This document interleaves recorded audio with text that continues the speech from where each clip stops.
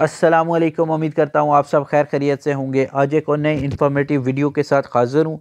इस वीडियो में हम डिस्कस करने जा रहे हैं, मैंने माल्टा पे बहुत सारी वीडियोस बनाई, आप लोगों के कहने पे कुछ मैंने अपनी तरफ से भी बनाई कि आपको इन्फॉर्मेशन दे सकूँ।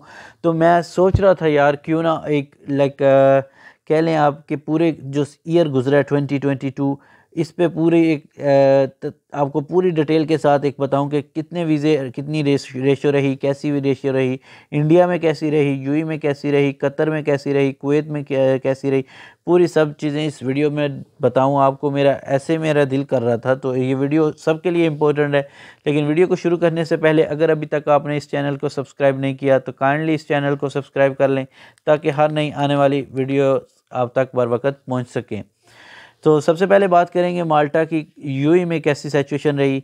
तो उससे पहले भी मैं सोच रहा हूँ कि कतर का डिस्कस कर लें थोड़ा सा। कतर में लेट ओपन हुआ वीएफएस के ऑफिस, अपॉइंटमेंट शुरू हुई, बहुत सारे भाइयों ने अप्लाई किए, लेकिन उनको अप्रूवल लेटर मिल गए, सब कुछ हो गया, लेकिन अपॉइंटमेंट नहीं मिल रही थी। एम्बेसी की तरफ से उनका अलाउड नहीं था कि आप डॉक्यूमेंट्स एक्सेप्ट करें और वीज़ा इशू करें।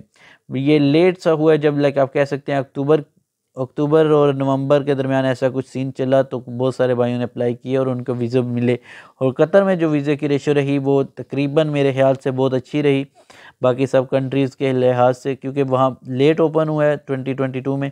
तो लेकिन जितने वीज़े अप्लाई हुए मेरे ख्याल से सबके लगे थे जो मेरे कॉन्टैक्ट में थे। बाकी अगर किसी भाई का नहीं लगा तो वो कमेंट्स में बताएं आप कि भाई मेरा रिजेक्ट हुआ था कतर एम्बेसी से वीज़ा माल्टा के लिए। तो नेक्स्ट बात कर लेते हैं हम बांग्लादेश की। बांग्लादेश में भी पहले वीज़े नहीं थे, लेकिन वहाँ ऑफिस बना नया, वीएफएस की तरफ से भी बना, एम्बेसी भी ने एक्सेप्ट करने शुरू कर दिए डॉक्यूमेंट्स, तो वहाँ पे वीज़े लगने शुरू हो गए। तो एम्बेसी में जो मैं कहूँगा कि रेशो रही वो 50-50 रही। कुछ बहुत सारे रिजेक्शन भी हुए, शुरू में कुछ वीज़े बहुत ज़्यादा लगे भी, लेकिन फिर बीच में आके आप कह सकते हैं नवंबर दिसंबर में सिचुएशन बहुत ख़राब हो गई थी।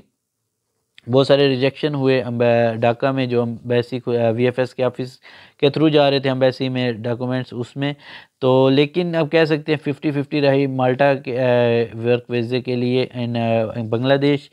सो ये बांग्लादेश का डिस्कस हो गया। इंडिया में सिचुएशन बहुत ही रस्ट रही, क्योंकि ये 2021 में वीज़े ज़्यादा लगे थे, अभी 2022 चल रहा था, लेकिन वहाँ पे इतना रश होने की वजह से अपॉइंटमेंट ही नहीं मिल रही थी। तो आपको पता है, मैं आपको साथ साथ हर वीडियोस में बताता रहा हूँ क्या सिचुएशन हो रही है क्या नहीं। तो वहाँ पे अभी भी ऐसी ही सिचुएशन है कि वहाँ पे अब नहीं मिल रही लोगों को अपॉइंटमेंट, लेकिन जिनके सबमिट हुए उनमें से भी कुछ वीज़े लगे, कुछ नहीं लगे।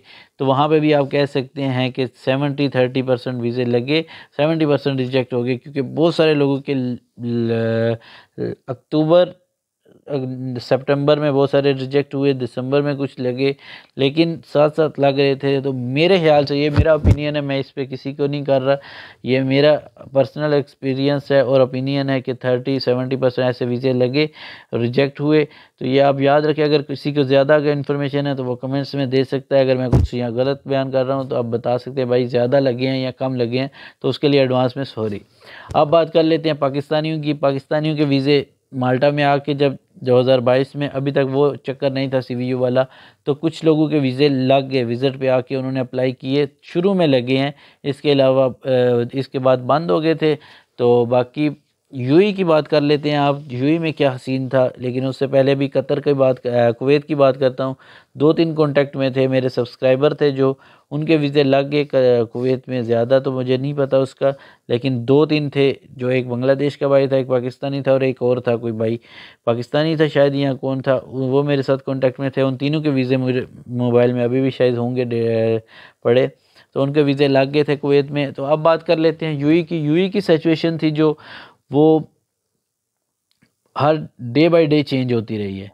जैसे कि आपको पता है, बहुत सारे यूट्यूबर इस पे वीडियो बना रहे थे, सब हम लोग आपको गाइड कर रहे थे कि कैसे हो रहा है, क्या हो रहा है। डे बाय डे चेंज हो रहे थे रूल्स, सबको डिफरेंट रूल्स। एक डे और कुछ और होता था, दूसरे दिन और होता था। इंटरव्यू होना स्टार्ट हो गए, फिर इंटरव्यू नहीं हो रहे थे, फिर होने स्टार्ट हो गए, फिर फ़ोन कॉल पे हो रहे थे, फिर लाइव वीडियो कॉल हो रही थी, फिर एम्बेसी में वीएफएस में इंटरव्यू होना शुरू हो गए। तो ये सब चक्कर पूरा एक चल रहा था माल्टा के वर्क परमिट के सिलसिले में।